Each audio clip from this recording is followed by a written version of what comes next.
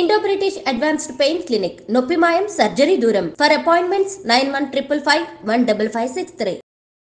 ఇప్పుడు రాష్ట్రంలో జరుగుతున్నటువంటి చర్చ ఒకటి కేటీఆర్ అరెస్ట్ ఎప్పుడు? ఎందుకంటే ఈడీ కావచ్చు, లేదంటే ఏసీబీ కావచ్చు, ఈ ఫార్ములా ఈ కార్ రేస్కి సంబంధించి నోటీసులు అయితే ఇచ్చిన పరిస్థితి కనిపిస్తోంది. సో ఏం జరగచ్చు ఏంటి ఒకసారి మాట్లాడదాం. మనతో పాటు ఉన్నారు అడ్వకేట్ తాడూరి శ్రీనివాస్ గారు. సార్ నమస్తే. నమస్తే అండి. ఏం జరగచ్చు సార్? ఇప్పుడు రాష్ట్రంలో ఓటే చర్చ నడుస్తోంది, కేటీఆర్కి నోటీసులు వచ్చాయి, ఈడీది కూడా రీసెంట్లీ ఇంతకు ముందే ఈడీ కూడా నోటీసులు సర్వ్ చేసింది, ఏసీబీ అయితే ఆల్రెడీ రైడ్స్ చేస్తున్న పరిస్థితి కనిపిస్తోంది. ఏం జరగచ్చు సార్?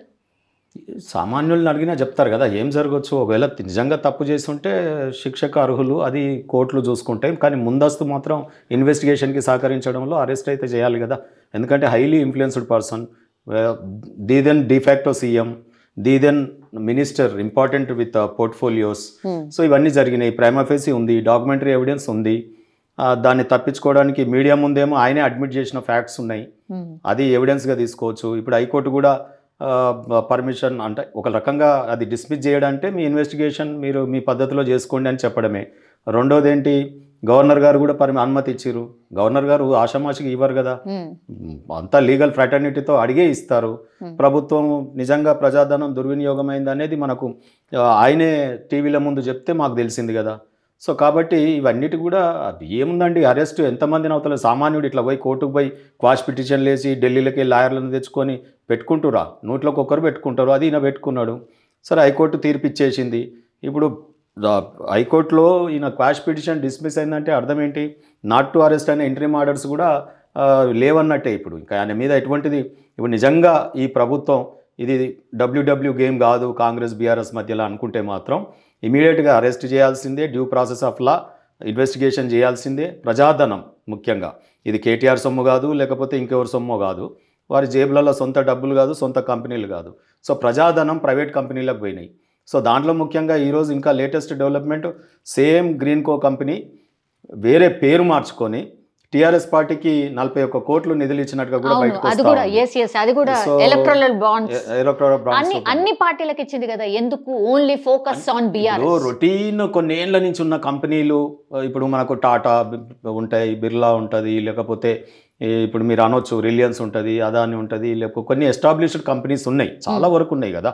సో అటువంటి కంపెనీలు రొటీన్గా ఏదన్నా ఈ పొలిటికల్ పార్టీస్కి ఇస్తే అది తప్పులేదు, ఎలక్టోరల్ బాండ్స్.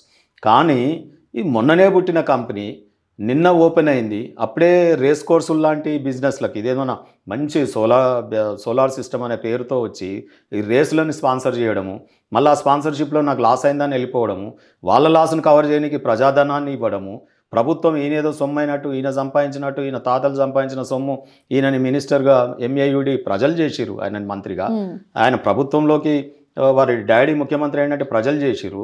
డబ్బులు కూడా ఖర్చు పెట్టడానికి నువ్వు ప్రజాధనం ప్రియారిటీ ఏంటి? తెలంగాణ రాష్ట్రానికి వ్యవసాయం ప్రియారిటీ ఉంది, ఇక్కడ నిరుద్యోగం ప్రియారిటీ ఉంది, వైద్యం ప్రియారిటీ ఉంది, విద్య ప్రియారిటీ ఉంది. ఇదేమి విద్యనండి, రేస్ కోర్సులని ఇవని అవని. అది Hyderabad and Telangana brand image ని పెంచడానికి. బ్రాండియా ఏమి ఇమేజ్ అండి, non stoppable mansion house brand అని వస్తుంటాయి చూడండి, అవి కమర్షియల్. వాళ్ళు ఏమైనా చేస్తే ఎంటర్టైన్మెంట్. కానీ ఒక కస్టోడియన్, ప్రజాధనానికి కస్టోడియన్, ప్రజల యొక్క సంక్షేమము, రాష్ట్రం యొక్క అభివృద్ధికి ఖర్చు పెట్టాల్సిన సొమ్ము హెచ్ఎండిఏ సొమ్ము అంటున్నారు. హెచ్ఎండిఏ సొమ్ము అంటే ఎవరిది? తెలంగాణ భూములు అమ్మితే వచ్చిన పైసలు కదా అవి. తెలంగాణలో ఉన్న వాల్యుబుల్ భూమి, తెలంగాణ భూములు ఎవరి అవి? ప్రభుత్వ భూములు అంటే ప్రజల సొమ్ము. గిందుకు భూములు అమ్మన్నా, ఒక ప్రభుత్వ వైద్యాలయాలు కట్టడానికి భూమిని అమ్మండి, ప్రభుత్వ విద్యాలయాలు కట్టడానికి భూములు అమ్మండి, ప్రభుత్వం స్టేడియంలు కడదామంటే భూములు అమ్మండి, విజ్ఞానం పంచడానికి లైబ్రరీలు కడదామంటే భూములు అమ్మనండి, వ్యవసాయ యూనివర్సిటీల కోసం భూములు అమ్మమనండి. మా ఉస్మానియా యూనివర్సిటీ, కాకతీయ ఇటువంటి మొత్తం ఇదైపోతున్నాయి, వాటి మెయింటెనెన్స్ గురించి అమ్మండి. భూములు, తెలంగాణ భూములు దేనికి అమ్మాలి? ప్రజా సంక్షేమము, తెలంగాణ రాష్ట్ర అభివృద్ధి కోసం అమ్మాలి. ఈ రేస్ కోర్సులు చేయడానికి భూములు అమ్ముతారా అంటే? అందుక తెలంగాణ తెచ్చుకుంది, మేమంతా ఈపులు బలగొట్టుకొని ఉద్యమాలు చేసింది. లాయర్లు చేసిరు, డాక్టర్లు చేసిరు, యాక్టర్లు చేసిరు, మొత్తం అనేక మంది ఇలా కళాకారులు ఎంతమంది ఉద్యమిస్తే, ఎంతమంది ఆత్మత్యాగాలు, ఎంతమంది బిడ్డలు తెలంగాణ గురించి ఆత్మత్యాగాలు చేస్తే ఆ త్యాగాల ఫలితాన్ని నువ్వు శవాల మీద పేలాలు ఎరకదిన్నట్టు ప్రభుత్వంలోకి రాగానే కుటుంబ సభ్యులకు పప్పు బెల్లాల్లాగా పదవులు పంచితే పంచినావు. ఆ పదవుల ద్వారా ఇవాళ ఆస్తులు కూడా కూడబెట్టుకొని పెద్ద ఎత్తున అవినీతికి పాల్పడి ఈ రేసుల దాంట్లో నిన్ను ఇరకమన్నోడేవాడు, ఇవాళ ఏడవమన్నోడేవాడు. మొన్ననే అంటివి నాకేం భయం లేదు, ఏం పీక్కుంటావో పీక్కో, అసలు ఇది కేసే కాదు. లొట్టపీస్ కేసు అన్నావు, అయిపోయింది కదా లొట్టపీస్ కేసు అనే హైకోర్టులో తీర్పు వచ్చింది. సో పో ఇన్వెస్టిగేషన్ పో. గాఢ డ్రామాలు ఏందండి, చట్టంలో ఉన్నది. లాయర్ను పెట్టుకోవాలి, ఎప్పుడు పెట్టుకోవాలి, కేసు వాదించడానికి కోర్టులో పెట్టుకోవచ్చు, లేదా అక్కడ ఇల్లీగల్గా డిటెన్షన్లో ఏమన్నా థర్డ్ డిగ్రీ చేయకుండా నిన్ను థర్డ్ డిగ్రీ చేస్తుర్రా. వెనకట ఇన్నాం మనం, పోలీసులు హై హ్యాండెడ్నెస్ ఉండేది, థర్డ్ డిగ్రీ ఉండేది, లాగుల తొండలు ఇడిచేది, లేకపోతే ఉల్టా ఏలాడ కట్టేది, ఇవన్నీ ఏమో విన్నాం. అవి ఇప్పుడు ఉంటాయా ఈ కాలంలో? ఇంత సోషల్ మీడియా, అందులో మీరు ట్రైనింగ్ ఇచ్చిన పోలీసేగా ఇప్పుడు ఉన్నది. కొత్తగా నిన్ననే రిక్రూట్ చేసినటువంటి ఏమన్నా ట్రైనింగ్ ఇచ్చినటువంటి పోలీసా? మీ 10 ఏళ్ల హయాంలో ఉన్న నెంబర్ 1 అంటివి, లండన్ పోలీస్ అంటివి. మరి అంత మంచి పోలీస్ దగ్గరికి నీకు భయం ఎందుకయ్యా బాబు? నాకు అర్థం కాదు. నువ్వు ఆదర్శం ఉండాలి ప్రజలకి. ఇన్వెస్టిగేషన్ ఇదిగో నేను సక్సెస్ఫుల్ అయి వస్తా, నేను చేయలేదు, నిజం నిర్భయంగా ఉంటారు. కానీ ఇట్లా భయపడుకుంటా దొంగ ఎవరంటే భుజాలు తడుముకున్నట్టు కోట్ల చుట్టూరుకుడు, బయట మీడియాను పెట్టేమో నేను జైలుకి వెళ్ళి యోగా చేసుకుంటా, నన్ను ఏం బిక్కుంటావు బిక్కు అంటివి. మళ్ళీ ఆ కోర్టులనేమో అఫిడవిట్, ఓత్ స్టేట్మెంట్. అఫిడవిట్ అంటే ఏందండి, గొప్పగా ఒక ఒట్టు తిని రాసేటటువంటి డాక్యుమెంటు. ఆ అఫిడవిట్లనేమో నేను చేయలేదు, అధికారులే చేసిరంటివి. ఈడనేమో అధికారుల తప్పు లేదు, ఎస్ నేనే ఇచ్చిన, నేను రాజుని, ఇయ్యమన్నా ఇచ్చేసిరు బంగారు నాణాల లెక్క అన్నట్టు వెనకటి లెక్క మాట్లాడుతుంది. ఇట్లా మిక్స్డ్ స్టేట్మెంట్స్ ఇచ్చినప్పుడు సార్, అంటే మీడియా ముంగట్నే వచ్చి మాట్లాడిన పరిస్థితి ఉంటుంది కదా, వీటిని కూడా ఎవిడెన్స్ కింద డెఫినెట్గా తీసుకుంటారు కదా. అసలు ఆ తీసుకోవడం వేరు. ప్రజాకోట్లనైతే దోషిగా నువ్వు నిరూపింపబడుతున్నావు. ఇప్పుడు అల్టిమేట్గా ఒక పొలిటీషియన్కి అల్టిమేట్ ప్రజలు.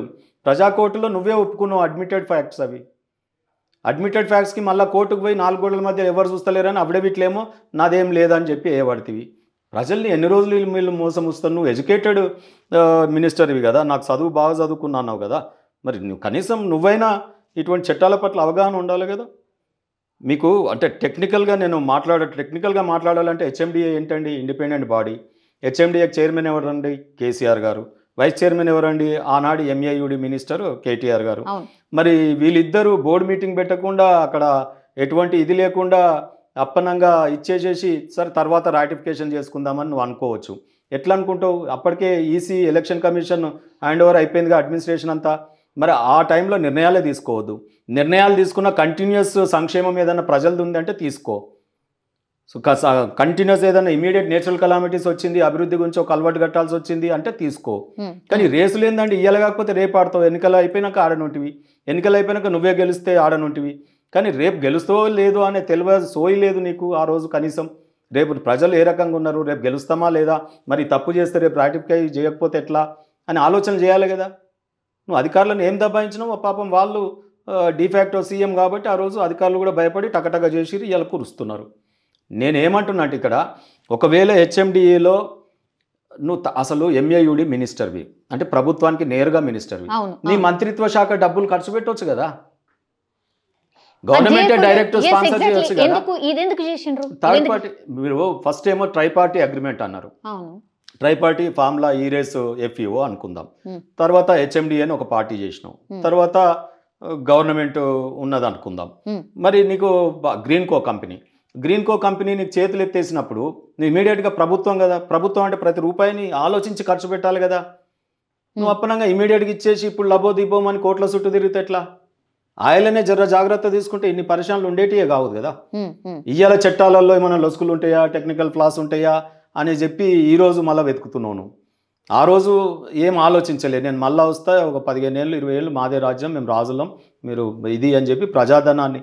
ఈరోజు ప్రజల కన్సర్న్ ఏంటంటే నువ్వు రేసులు ఆడుకో, మీ నాయన సంపాదించిన ఏమన్నా ఉంటే లేకపోతే నువ్వు సంపాదించిన ఏమన్నా ఉంటే నువ్వు ఇష్టమైన రేసులు ఆడుకో. ఈ దేశం కాదు, లండన్ పోయి రేపన్ గ్లాసులు పెట్టుకో, షూస్ వేసుకో, నువ్వు ఇంకేమన్నా వేసుకో, సూట్ బూట్ వేసుకో, నువ్వు ఎక్కడైనా పోయి ఎంజాయ్ చేయి, ఏ దేశమైనా నీ పైసలతో. ఇప్పుడు నువ్వు తిరుగుతున్న ప్రతి రూపాయి, విదేశాలకు తిరుగుతున్న రూపాయి ప్రజలు ఇచ్చే సొమ్ము. మంత్రిగా ఎమ్మెల్యేగా జీతాలు ప్రజలు ఇచ్చే సొమ్ము.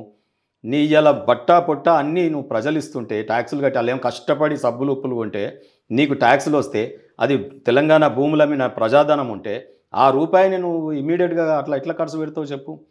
హెచ్ఎండిఏ డబ్బులు మరి ఇప్పుడు అందులో మినిట్స్ ఏంటి, ప్రభుత్వం కూడా వైఫల్యాలు చూడండి, అందులో మినిట్స్ రాసిరా లేదా, అందులో చైర్మన్ మరి కేసీఆర్ గారు, ఆయనకు తెలిసి జరిగిందా తెలియక జరిగిందా, ఆయన కాన్సెంట్ తీసుకున్నారా, ఒకవేళ అది సైలెంట్ ఉంటుంది. అసలు సాక్షి కింద ఒకవేళ పిలవాల్సి వస్తే పిలవాలే కదా. ఇది ఆ చర్చ ఆ కోణం రావట్లేదు. నేను చెప్తా ఉన్నా ఈరోజు హెచ్ఎండిఏకి చైర్మన్ వారు, సో వారికి తెలిసి జరిగిందా తెలియక జరిగిందా, ఆయన బయటికి కూడా వచ్చి చెప్తలేడు కదా. మేము ఆయనను కూడా ఎందుకు బయటకు వచ్చి చెప్పాలంటున్నావు, నువ్వు ఎమ్మెల్యేగా జీతం తీసుకుంటున్నావు, సౌకర్యాలు మంత్రికి వచ్చేటటువంటి సౌకర్యాలు అపోజిషన్ లీడర్కి వస్తాయి, అక్కడ గజ్వేల్ ప్రజలు అనేక సమస్యలు ఉన్నాయి. ఇలా ఇది ఇక్కడ ప్రజలు ఒక ఉద్యమ నాయకుడు అంత పెద్ద నాయకుడు సైలెంట్గా ఉంటే పాపం ఆయన వస్తే బాగుండని కోరుకుంటున్నారు. నువ్వు ప్రజల మనిషివి, ఓన్లీ మీకు నాయన కావచ్చు కానీ ప్రజలకైతే ఆయన ఎదురు చూస్తారు కదా. కానీ ఈ పర్టికులర్ కేసులో ఆర్ పార్టీలో జరుగుతున్న కార్యక్రమాలన్నింటినీ కూడా వెనుకుండి నడిపిస్తుంది కేసీఆరే. సో కేసీఆర్ గైడెన్స్లోనే ఇదంతా జరుగుతుంది అని అనుకోవట్లేదా సార్? నేను అదే అంటున్నా, వెనకిచ్చి వీళ్ళని తోలుబొమ్మలాట ఆడుతున్నారా లేకపోతే ఆయన ముందొచ్చి చేస్తాడా, ఇదంతా ప్రజలకు అనవసరం. ప్రజాధనంతో నువ్వు జీతాలు మీ జీతభత్యాలు కానీ సౌకర్యాలు కానీ పొందుతున్నప్పుడు ప్రజలకు అవసరం ఉంటే ప్రజల్లోకి నేరుగా రా, ఫైట్ చేయి. నువ్వు ఇవాళ 2 ఏళ్ళ నుంచి అసలు ఎక్కడున్నో కనిపిస్తలేవు. సో నేనేమంటున్నా అంటే సరే ఆయన వస్తాడా రాడా అనవసరం, నువ్వు కనీసం అది లేకపోతే ఎందుకయ్యా జీతాలు గీతాలు అన్ని సరెండర్ చేసి అపోజిషన్ లీడరు హోదా ఎవరికైనా ఇచ్చేసి. అయితే ఇక్కడ మీ పొలిటికల్ డ్రామాతో ప్రజలకు ఏం సంబంధం, ప్రజాధనము లూటీ అయిందా లేదా, ప్రజాధనం నువ్వు థర్డ్ పార్టీ ప్రైవేట్కి ఇచ్చినావు, ఓ గవర్నమెంట్ కంపెనీ అది ఎఫ్ఈఓ ప్రైవేటే కదా. ఈ మధ్యన బాగా అలవాటు లండన్ బేస్డ్ కంపెనీలకు ఇవ్వడం, ఆ లండన్లో ఆ పైసలు ఎఫ్ఈఓకి లండన్లో చేరిన తర్వాత ఆ డబ్బులు అక్కడి నుంచి ఎక్కడ పోయినా ఇన్వెస్టిగేషన్లో చేరుతుంది. ఇవాళ రేపు ఆర్థిక నేరగాళ్ళందరికీ స్వర్గము ఇవాళ లండనే అయింది కదా. సో నువ్వు కూడా అప్పుడప్పుడు లండన్ పోయేస్తుంటావు, ఏమైందో రేపు ఎంక్వైరీలో తేలుతుంది. నువ్వు లండన్ తిరిగినవి కానీ ఇవి కానీ అన్ని బయట పెడతారేమో. నిజంగా కూడా దీన్ని చాలా మూలాలు లండన్ నుంచి ఇటు దాకా మనీ లాండరింగ్ కానీ ఫెమా కానీ వస్తుంది కాబట్టి ఈడీ ఎట్లాగో ఫెమా ఇవన్నీ చేస్తూ ఉన్నారు వాళ్ళు ఇన్వెస్టిగేషను. దీంతో పాటు సిబిఐ కాన్సెంట్ ఇస్తే బాగుండు ఈ రాష్ట్ర ప్రభుత్వం. ఎందుకంటే ఇప్పుడు ఏసీబీ ఇంటర్పోల్కి ఇచ్చి తీసుకురాగలుగుతారా ఈయన లండన్ వెళ్ళిపోతే? మరి ఈయన పాస్పోర్ట్ సీజ్ చేసిరా లేదా, ఉట్టి నోటీసులు ఇచ్చి ఆట ఆడుకోవడం ఏంటండి? ఈయన ఇన్ఫ్లుయెన్స్డ్ పర్సన్ కదా. ఇప్పుడు కేసులలో అరెస్ట్ ఎందుకు చేస్తారు తెలుసా? ఇప్పుడు మీరో నేనో సామాన్య ప్రజలు అయితే ఇమీడియట్ అరెస్ట్ చేస్తారు. ఎందుకు చేస్తారండి? ఈ కేసులో ఉన్న ఎవిడెన్సెస్ని ట్యాంపర్ చేస్తారేమో అని చేస్తారు. సామాన్యులం మనం చేయగలుగుతామా? మరి ఇంత పెద్ద ఆయన ట్యాంపర్ చేయగలిగిన కెపాసిటీ ఉన్నాయనేమో నోటీసులు ఇచ్చి నువ్వు రేపురా ఎల్లుండిరా. ఇది ప్రభుత్వం ఆడుతున్న నాటకం, రాష్ట్ర ప్రభుత్వం ఆడుతున్న ఈ జగన్ నాటకం. BRS Congress party W W game ఇది. నిజంగా చిత్తశుద్ధి ఉంటే ఇమీడియట్ అరెస్ట్ చేస్తారు, ఇన్వెస్టిగేట్ చేస్తారు. తర్వాత ఆయన లాయర్ అంటున్నాడు, లాయర్ అంత దూరం కూర్చుంటారు. లాయర్లు నిందితుడికి స్క్రిప్ట్ రాసిస్తాడా ఇన్వెస్టిగేషన్లో? వాళ్ళు ఇష్టమున్న ప్రశ్నలు అడుగుతారు, ఈయన ఇష్టమున్న జవాబు చెప్తాడు. ఈయన మీద ఏదైనా చట్టపరంగా కాన్స్టిట్యూషన్ ప్రొవిజన్స్ దాటి అక్కడ పోలీస్ హై-హ్యాండెడ్నెస్ ఉంటే పోలీసు వాళ్ళ సెక్యూరిటీ దూరంకి వెళ్ళి చూస్తారు వాళ్ళు. నువ్వైతే అంధ విద్యార్థివి కాదుగా, పరీక్ష రాసేటప్పుడు అంధ విద్యార్థులు పక్కకు ఒకరిని కూర్చోబెట్టుకొని పర్మిషన్ తీసుకుంటారు. అప్పుడు ఏం చేయాలి? అంధ విద్యార్థికి పక్కకు కూర్చొని రాయడానికి వచ్చిన ఆయన ఆ ప్రశ్నపత్రం తీసుకొని చదువుతాడు. ఈ ప్రశ్నకు ఏంటి సమాధానం అని అడుగుతాడు. అడిగితే మళ్ళీ సమాధానం ఈయన చెప్తేనే చెప్పిందే రాస్తాడు.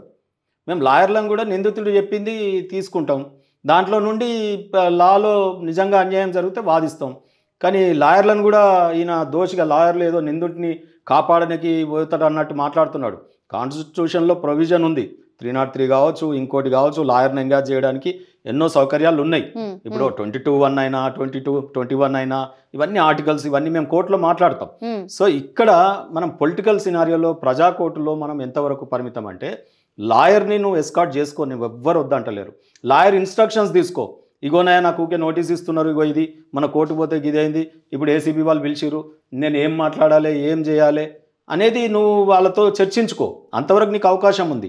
లేదా లాయర్ని ఎంబడి తీసుకెళ్ళు, అక్కడ కూర్చోబెట్టు, ఇద్దరిని ఒక్క దగ్గర కూర్చోబెట్టి అయితే చెయ్యరు కదా. నీకు ఈవెన్ నిందితుడిని కూడా కోర్టులో బోన్లో నిలబెట్టినప్పుడు డిఫెన్స్ లాయర్ని పక్కకు ఉండనియరు. ప్రాసిక్యూషన్ ఎప్పుడైతే క్రాస్ ఎగ్జామినేషన్ చేస్తుందో ట్యూటింగ్ కూడా చేయొద్దు, అంటే గెస్చర్స్ ఇట్లా కళ్ళతోని ఇట్లా దీంతోని ఇట్లా చెప్పు అనేది కూడా చేయొద్దు. మరి నీకు లాయర్ ఏం అవసరం? ఇది ఇన్వెస్టిగేషన్ కదా, నిజంగా నువ్వు చేసినవా లేదా అని. దీంట్లో ఏంటంటే ఇంకా ఇమీడియట్గా మీడియా ముందు నువ్వు అడ్మిట్ అయిన ఫ్యాక్ట్సే అవి. నువ్వు మీడియాలో ఏం చెప్పినావో గదే చెప్పే, లేకపోతే నువ్వు మీడియాలో ఏం చెప్పినావో ఎస్ నేనే చెప్పినా, అధికారుల తప్పు లేదు, నేనే ఇచ్చేయమన్నా, ఇది బ్రాండ్ ఇమేజ్ గురించి ఇవ్వమన్నా, మళ్ళీ ఆ కంపెనీ వెళ్ళిపోతే ఇంకో స్పాన్సరర్ని రేపు ఇంకెవరన్నా వాడదాం అనే భాష కూడా ఇంకెవరినన్నా వాడదాం. ఇటువంటి అహంకారం ఎక్కడ పోయింది ఇక్కడ? ఈరోజు ఎందుకు భయపడుతున్నావు? ఇంత భయమా అసలు కోర్టులు చట్టాలంటే? ఏముందండి, ఏసీబీకి పోయి ఇంత వాళ్ళు అడిగిన ప్రశ్నలకి జవాబు ఇచ్చేదానికి తర్వాత అరెస్ట్ చేస్తే బెయిల్ ఉండనే ఉన్నాం కదా. నా సొంత వాళ్ళకి ఇచ్చినా మేము వాదిస్తూనే ఉంటాం కదా, irrespective of any political party. మమ్మల్ని అప్రోచ్ అయితే మేము అందరం కూడా ఆయనకు వేస్తాం కదా. కాకపోతే ఆయనకు ఢిల్లీ లాయర్లు అవసరం, లక్షల రూపాయలు తీసుకుంటే వాళ్ళు అయితేనే వాళ్ళకి ఇది, అది కూడా పార్టీ ధనం. పార్టీకి ఎక్కడికి వెళ్ళి వచ్చినాయండి ఇటువంటి అవినీతి సొమ్ము వచ్చింది, దాన్ని వీళ్ళ పర్సనల్కి వాడుకుంటున్నారు. ఇప్పుడు ఏసీబీ అయితే చాలా ప్లేసెస్లో రైడ్స్ జరుగుతున్నాయి సార్, రైడ్స్ సైమల్టేనియస్లీ జరుగుతున్న పరిస్థితి ఉంది కదా. సో నెక్స్ట్ ఏం జరగచ్చు? ఏసీబీ 9వ తారీఖు రమ్మని చెప్పింది, 16వ తారీఖేమో ఈడీ రమ్మని చెప్పింది. ఏసీబీ అరెస్ట్ చేస్తుందా, ఈడీ అరెస్ట్ చేస్తుందా? ఇది అతిపెద్ద చర్చ అయిపోయింది. ఇప్పుడు అరెస్ట్ చేస్తుందా లేదా ఇది కూడా నేను అనుకుంటా. సరే, పొలిటికల్గా రేవంత్ రెడ్డి కొద్దిగా భయపడతా ఉన్నట్టు, ఇది కక్ష సాధింపు చర్య అనుకుంటారేమో, లేకపోతే ఆయనకు రాహుల్ గాంధీకి ఆల్రెడీ కేటీఆర్ ముడుపులు చెల్లించినాడేమో ఢిల్లీలో, ఇటువంటి ఊహాగానాలు ప్రజలు మాట్లాడుకుంటున్నారు చిట్ చాట్లో. సో ఈయన ఎప్పుడో ఢిల్లీలో మేనేజ్ చేసుకున్నాడు, రేవంత్ రెడ్డి ఏం చేయలేడను అందుకు ఆపుతున్నాడా, ఏదో నేను ప్రజల ముందు కొట్లాడుతున్నట్టు చేయాలి, గిచ్చినట్టు చేయాలి, నువ్వు ఏడ్చినట్టు చేయాలి, మన ఇద్దరం ఇది అందుకే WW గేమ్ అంటున్నా. ఈ రకమైన ఆట కొనసాగుతుందేమో, అందుకే వీళ్ళు తాత్సారం చేస్తున్నారేమో. ఎవిడెన్స్ కూడా సరిగా కలెక్ట్ చేయట్లేదు. కోర్టు కూడా ప్రశ్నించింది, ఏది మొన్న క్వాష్ పిటిషన్లో కోర్టు ఏమని ప్రశ్నించింది అక్కడ ప్రభుత్వాన్ని అంటే, మీరు ఎందుకు ఇన్వెస్టిగేషన్ ఈరోజు ఇంకా ఎంతవరకు వచ్చింది, ఈ కేసు వేసిన తర్వాత డెవలప్మెంట్స్ ఏంటి అని అడిగింది. నో డెవలప్మెంట్స్, మేము ఓన్లీ కంప్లైనెంట్నే స్టేట్మెంట్ రికార్డ్ చేసినాం దానకిషోర్ గారిని, మిగతావి ఏవి చేయలేదు అని చెప్పింది. మిమ్మల్ని జయంగా ఎవడాపిండయా, మేమేం ఆపలే కదా, ఓన్లీ అరెస్ట్ చేయొద్దన్నాం, ఇన్వెస్టిగేషన్ అయితే కొనసాగమన్నాం కదా, మరి మీరు ఎందుకు what prevented you to not to continue అని చెప్పి అడిగింది కోర్టు.